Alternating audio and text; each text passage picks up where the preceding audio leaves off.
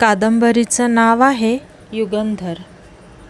लेखक आहेत शिवाजी सावंत. श्रीकृष्ण भाग 15. हे जरासंधांचं 17वं आक्रमण होतं. गोमती, शरयू, गंडकी, कौशिकी अशा नद्या पार करून प्रचंड चतुरंग दल सैन्य गिरिवज्रात चौबाजूने एकटवलं. नौकांनी यमुना पार करून गर्जत मथुरेला येऊन भिडलं. आजवर कोसळलेल्या 16 लहान थोर आक्रमणांपेक्षा हे आक्रमण कितीतरी प्रचंड व निर्णायक होतं. प्रत्यक्ष जरासंधच मागधांच्या विराट सेनेचे सेनापत्य करायला यमुना पार करून आज मथुरेवर सशस्त्र उतरला होता. हजारो मोठ्या नौका यमुनेच्या विशाल पात्रात नांगरून पडल्या. मागध हे तसं युद्धसम्मुख शूर लढवय्येच होते. उग्रसेन महाराज व बाबा यांच्या नेतृत्वाखाली आम्ही यादवांचीही राजसभा भरली. या सभेत मी, दादा, सेनापती अनाधृष्टी, युयुधान तथा सात्यकी, उद्धव, अक्रूर, कृतवर्मन, सत्राजित, क्षिणी, माझे सर्व काका, मामा आणि 18 यादव कुलांतील सर्व प्रमुख यादव योद्धे निर्धारानं एकटवले. या सर्वात दादा, सात्यकी, कृतवर्मा, अनाधृष्टी यांचा एकच निर्णय होता. काहीही करून पराक्रमाची शर्थ गाजवून मागधांचं हेही आक्रमण शर्थीने परतवून लावायचं. माझ्या तंत्राप्रमाणे मी गुप्तचरांकडून प्रथम सर्व सूक्ष्म व अचूक वार्ता उचलल्या. मला कळून चुकलं की हे आक्रमण एकट्या मागधांचं किंवा जरासंधांचं नव्हतं. यादवांचं शत्रुत्व करणाऱ्या सगळ्या लहान मोठ्या शक्ती जरासंधाला पुढे करून एकटावल्या होत्या. ही लढाई कितीतरी असमतोल व दीर्घकालची होती. विराट मागधांपुढे यादव म्हणजे हत्तीसमोर मूषकच ठरणार होते. तरीही राजसभेत मी उत्साही यादवांचा निर्धार मूकपणे ऐकून घेतला. प्रत्यक्ष अनुभव आल्याशिवाय संतप्त मस्तकाचे यादव कधीच सावध होणार नव्हते, सुधारणार नव्हते. मी सर्वांना मूकसंमती दिली. सभेतील एकमुखी ठरावाप्रमाणे यादव मागधांशी लढायला सिद्ध झाले. यापूर्वीच अनुभवाप्रमाणे मथुरेच्या कोटाची चौबाजूंची सर्व महाद्वारं बंद झाली. बाहेर मागधांच्या विराट चतुरंग सेनेचा कोटाला गर्जता वेढा पडला. रणदुंदुभ्या कडाडल्या, नगारे निनादले, रणभेऱ्या फुंकल्या गेल्या. सप्तमीचा दिवस न सांगता येणाऱ्या त्या दीर्घकालीन चिवट व घनघोर युद्धाला तोंड फुटलं. आता संरक्षणाला बांधलेले युद्धसज्ज यादव बाहेर तटात घुसायला आक्रमणसज्ज उतावीळ मागध असं चित्र उभं ठाकलं. मागध भ्रूशुंडी शतघ्नीतून प्रचंड पाषाणखंड आणि पेट्टे पलिते बाहेरून सतत मथुरेच्या तटात फेकू लागले. आतून यादवही त्याला तसंच उत्तर देऊ लागले. 8 दिवस गेले. युद्धाचा निर्णय काही लागत नव्हता. मथुरेबाहेर शूरसेन राज्याची बहुतेक शेतीवाडी, हत्ती, उंट, घोड्यांच्या पायांखाली नष्ट होऊ लागली. जरासंधांचे शस्त्रसज्ज अश्वसात गावोगावी फिरून शूरसेन राज्यांच्या प्रजनांना सतावू लागले. कधी धरून आपल्या सेनेत कोंडून ठेवू लागले. धाकानं धनधान्य खंडणी वसूल करू लागले. 10 दिवसानंतर मी महाराज उग्रसेनांना विचारांती एक दूरदृष्टीची सूचना केली. त्यांना एकांतात काही एक गुप्त असा निर्णय मी ऐकविला. यादवांची राजसभा तत्काळ बोलावण्याची सूचना केली. आजपर्यंत यादवांच्या युद्धापूर्वी आणि समाप्तीच्या वेळीच अशा राजसभा भरल्या होत्या, त्याही रात्रीच्या, कुणालाही कल्पना नसताना. युद्धात मध्येच भरणारी ही पहिली अनपेक्षित राजसभा होती. सभेला तोंड फोडताना वृद्ध महाराज उग्रसेन राजसभेतील धणधणत्या टेंभ्यांकडे बघत म्हणाले, आपण यादवांनी शस्त्रसज्ज आणि बलाढ्य मागधांच्या सततच्या आक्रमणांना निर्धारानं तोंड दिलं आहे. आज आपल्या राज्यात परिस्थितीचं अचूक मूल्यमापन करून योग्य निर्णय घेण्याची क्षमता लाभलेला श्रीकृष्ण हा एकमेव यादव रणनेता मला दिसतो आहे. तुम्ही सर्वांनी त्याला अनुसरावं व तो म्हणेल ते पालन करावं असं मला वाटतं. श्रीकृष्णाचं मत आहे हे युद्ध थांबवावं. मागध मान्य करत नसतील तर यादवांनी एकांगी थांबावं. याचा अर्थ काय? 16 वेळा निकराने लढून आता आम्ही शरणागती पत्करावी की काय? ते शक्य नाही. नेहमीच्या उत्साहानं सात्यकी उसळून म्हणाला. बलरामदादानं अनादृष्टीसह अनेक निधड्या यादवांनी त्याला उठून "बरोबर आहे, आम्ही प्राणपणाने लढू" म्हणत पाठिंबा दिला. बऱ्याच वेळच्या उलटसुलट चर्चेनंतर, प्रश्नोत्तरांच्या गदारोळानंतर सभागृहात स्पष्ट 2 तट पडले. एक युद्ध नको म्हणणारा, दुसरा कुठल्याही हानीपोटी युद्ध निकराने निर्धारी लढवू व जिंकूच म्हणणारा. मी माझ्या आसनावर शांत बसून मूकपणे सर्व नुसतं ऐकत राहिलो. यावेळी यादवातील एक जन्मजात गुणधर्म मला प्रकर्षाने जाणवला. त्यांच्यात एकी असते तोवर ते वाटतात, वागतात, दिसतात आणि असतातही अत्यंत बलशाली, अजिंक्य. पण कुठलाही अहंकार दुखावला की एकदा ते दुफळीनं बिथरले की त्यांना सावरणं मी म्हणणाऱ्यांना अशक्य होतं. उग्रसेन महाराजांनी शांतपणे प्रारंभ केलेली युद्धपरिस्थितीची ही रात्रीची राजसभा अटीतटीच्या उलटसुलट प्रचंड वाक्तंड्यांनी अनावर पडली. कोण कोणाशी काय बोलतो आहे तेच काही कळेना. तरीही मी शांतच होतो, शांत. शेवटी विक्रू नावाचे सभागृहातील सर्वात वृद्ध व ज्येष्ठ यादव आसनांवरून उठून उभे राहिले. त्यांची पांढरी शुभ्र भरगच्च दाढी मानेबरोबर थररली. दोन्ही हात उंचावून अधिकारवाणीत केवढ्या तरी मोठ्याने ते कडाडले. "मुकाट्याने शांत व्हा सारे. मी केश पिकल्या वयाच्या अधिकाराने जे सांगतो आहे ते शांतपणे ऐका आणि तसं नीट वागा." म्हातारबुवा खाकरले, अंगभर थरथरले, बोलू लागले. "कशासाठी डोकीफोड करता आहात ही? व्यर्थ आहे. कंसाचा सासरा असलेला जरासंध का बिथरला आहे त्याचं मूळ कारण तरी तुम्हाला ठाऊक आहे का? ते कधीतरी नीट ध्यानी घेणार की नाही तुम्ही? तुम्हा यादवांशी त्याचं वैर असायचं तसं काहीच कारण नाही. श्रीकृष्ण हा एकमेव या सर्वांचा मूळ कारण नाही काय?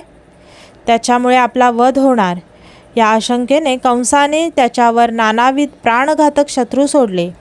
त्यातून चतुराईने सुटून यानंच त्याचा वध केला. कंसाचा सासरा म्हणून जरासंधाला या सर्वांचा श्रीकृष्णावर सूड घ्यायचा आहे. त्यासाठी जरासंध वारंवार मथुरेच्या यादवांवर सैन्य कोसळतो आहे. 1 नव्हे, 2 नव्हे, चांगले 16 वेळा हे आक्रमण धडधडत आलं आहे. कुठवर मारणार तुम्ही आमचे तरुण यादव? मागधांच्या आक्रमणाखाली? सम्राट जरासंधाच्या अनावर संतापाखाली? संपूर्ण यादवांच्या हितासाठी मला यातून एकमेव उपाय दिसतो आहे. श्रीकृष्ण वयाने लहान आहे. तो न रागावता मी काय म्हणतो ते नीट समजून घेईल असा मला विश्वास वाटतो. मला स्पष्ट वाटत आहे यापुढे श्रीकृष्ण आणि बलराम यानं मथुरेत क्षणभरही न थांबता कुठंतरी दूरदेशी अज्ञातात निघून जावं. त्यामुळे मागे राहिलेल्या मथुराकरांना शांतता व स्वास्थ्य लाभणार आहे. या सर्व पेच प्रसंगात हाच एकमेव तोडगा योग्य वाटतं नाही काय? काय श्रीकृष्णा, काय आहे तुझं यावर स्पष्ट मत? वृद्ध विक्रद्रू अंगभर थरथरत आणि माझ्याकडे रोखल्या डोळ्यांनी एकटक बघत तसेच उभे राहिले. एका वृद्ध यादवांच्या मर्मभेदी बोलांनी सर्व यादव थरारले. सर्वांना हे अगदी अनपेक्षित होतं. मी शांतपणे उठलो. खचाखच भरलेल्या भरगच्च यादव सभेवर एक धावती दृष्टी फिरवली. गोकुळातल्या मुरलीशी, पश्चिम सागराच्या शंखाशी नातं सांगणारे माझी परावाणी स्फोटून उठली. समस्त यादव हो, हे वंदनीय विकृत बाबा बोलले ते सार्थ नाही काय? कटू तरीही कठोर सत्य आहे ते. वृद्धांचे बोल हे गुणकारी औषधींसारखेच नसतात काय? यादवांच्या सांप्रताच्या वेदनेचं अचूक निदान त्यांनी निर्भयपणा केलं आहे. जरासंधाला सर्वप्रथम बघायचं आहे तो यादव श्रीकृष्णाचा रक्तथेंब. मी पुरता जाणून आहे की माझ्या हातून ज्याच्या जामाताचा वध झाला आहे तो शक्तिशाली जरासंध हाच माझा सर्वश्रेष्ठ सर्वप्रथम शत्रू आहे. आज तो सामर्थ्याच्या अजिंक्य शिखरावर आरूढ झाला आहे. केवळ माझ्यासाठी अश्राप यादवांना आपल्या विराट सेनेच्या पायांखाली चिरडून बघत नाही काय? यापूर्वी 16 वेळा त्यानं हे न थकता केलेलं आहे. विक्रद्रू बाबांचं म्हणणं यथार्थ नाही काय? एकासाठी अनेकांना ताप का? जर मी यादव आहे तर समस्त यादवांनी माझ्या व्यक्तिगत बऱ्या वाईटांचा विचार मी सोडून द्यायला नको काय? या विक्रद्रू बाबांचे केस पिकले ते अनुभवाचे टक्के टोपणे खाल्ल्यामुळेच, उन्हातापीच्या माऱ्यांमुळे नव्हे. वयाने लहान म्हणून मी त्यांना नम्रपणे सांगू इच्छितो, त्यांनी दिली ती सूचना प्रत्यक्षात आणण्यासाठी मीच उग्रसेन महाराजांना आजच्या या सभेचा प्रस्ताव दिला होता. अगदी याच शब्दात स्पष्ट सांगून की यादवांच्या वेदनेचे कारण ठरण्यापेक्षा मीच बलरामदादासह आजच्या आज मथुरा सोडून जाणार आहे. मला माहीत आहे यापुढे पुढच्या पिढ्या मला कुत्सितपणाने रणछोडदास ही म्हणतील. ते गालबोट जीवनातलं ते अपयशही मी आनंदाने स्वीकारणार आहे. यादवाने अकारण मरण्यापेक्षा एका यादवानं रणछोडदास होणं मला पूर्ण विचारांती मान्य आहे. सभागृहाभर मी दृष्टी फिरवली. मी मथुरा सोडून जाणार म्हणून कितीतरी सैरभैर झालेल्या व्याकुळ चर्या मला दिसल्या. गोकुळ सोडताना गोपगोपिकांच्या चर्याही अशाच झाल्या होत्या. महाराज उठले, म्हणाले, यादव हो, श्रीकृष्णाने हा निर्णय मला पूर्वीच सांगून त्यानंच ही सभा भरवण्यास सांगितली. मला वाटतं श्रीकृष्ण तसा तुम्हा आम्हापैकी कोणालाही नीट समजून येण्यासारखा सोपा नाही. मला जेवढा कळला व जाणवला ते स्मरून तुम्हा सर्वांसमोर मथुरेचा राजा म्हणून घोषित करतो की तुमची वा कुणाचीही इच्छा असो नसो, श्रीकृष्ण आता मथुरेत पळभरही थांबणार नाही. कुठंही थांबणं हा त्याचा स्वभावच नाही. जल आणि वायू कधी थांबलेत का? थांबतील का? आकाशकिरण कधी थांबलेत का? थांबतील का? तो कुठेही असला तरी त्याची मथुरेशी असलेली भावनाळ मी असेपर्यंत तरी अशीच अखंड व अक्षुण्ण जिवंत राहावी, एवढीच माझी त्याला हात जोडून प्रार्थना आहे. यादवांची विषेत रात्र सभा संपली. मी आणि बलरामदादानं त्या रात्रीच उद्धवासह विपृथूंना घेऊन निवडक यादव योद्ध्यांसह भुयारी मार्गानं यमुनेचा किनारा गाठला. भव्य नौकातून आम्ही मोजकेच यादव दक्षिण दिशेला चाललो.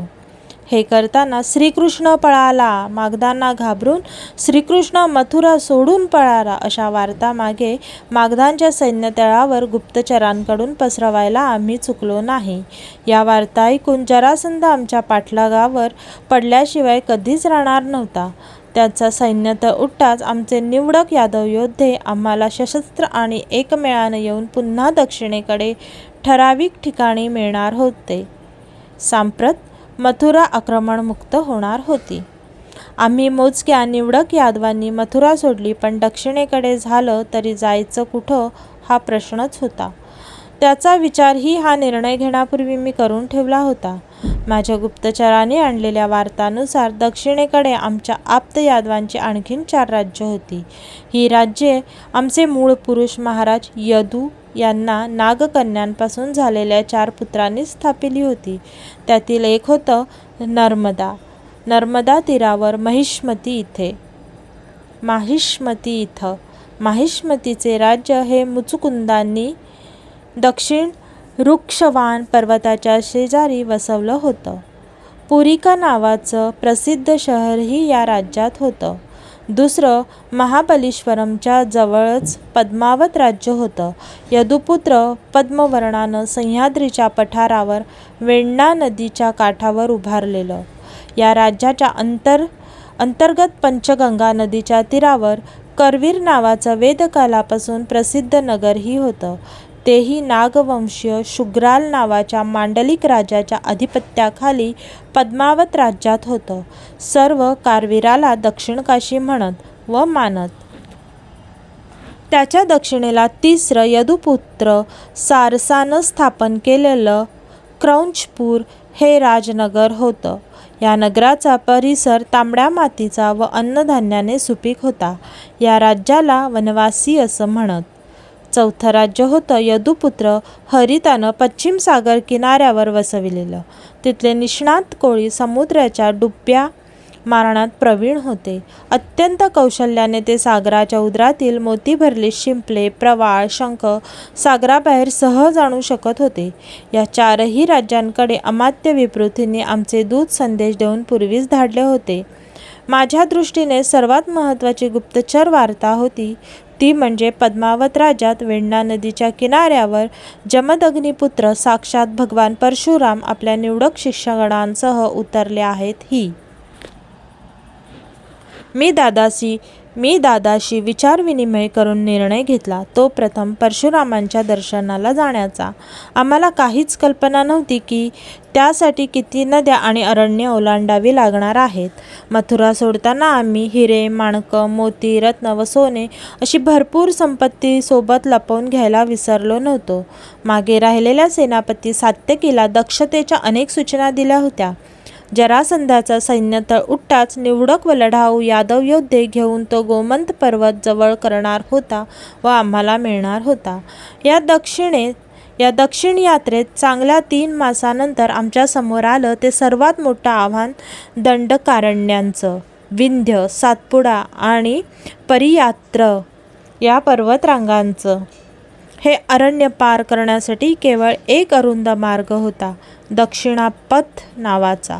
त्याची चकवा देणारी सर्व वळणं, वाकणं ज्याला खडा न खडा माहीत आहेत असा एक अनुभवी वनवासी मुखिया आम्ही बरोबर घेतला. दारुकाने अश्वपारखी दृष्टीने निवडून विकत घेतलेले धिप्पाड व काटक अश्वच काय ते आमच्याबरोबर होते.